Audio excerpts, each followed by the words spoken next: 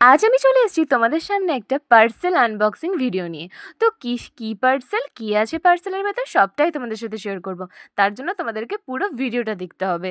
তো এখন আমি বেরিয়ে পড়েছি। আমাকে কল করেছিল যে আপনার পার্সেলটা চলে এসেছে। আমি চলেও এসেছি আর এদিকে আমাকে অ্যারাইভিং এর মেসেজটাও দিয়ে দিয়েছে।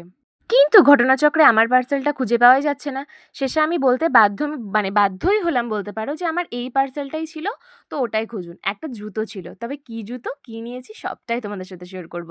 তো চলো আনবক্সিং করার পালা। কি আছে এর মধ্যে?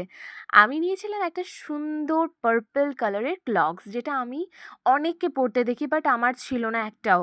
তো কীরকম পরতে হয় জুতোটা, কীরকম কমফোর্টেবল আমার কিছু জানা ছিল না। তাই ভাবলাম একটা অর্ডার করেই নিই। বেশি নেয়নি। ওই ১৯০ মতো নিয়েছিল, ৳২০০ লাগেনি, তারও কমে হয়ে গিয়েছে। তো খুব সুন্দর। এদিকে আমি বুনুর সাথে যুদ্ধ করছি প্যাকিংটা আনবক্সিং করার জন্য। ফাইনালি অনেক যুদ্ধের পরে খুলতে পেরেছি প্যাকিংটা। তো দেখো, পার্পল কালারের অর্ডার করেছিলাম, ফুল পার্পল কালারেরই এসেছে। গাইস, আমার এত ভালো লেগেছে না জুতোটা, কি বলবো তোমাদের।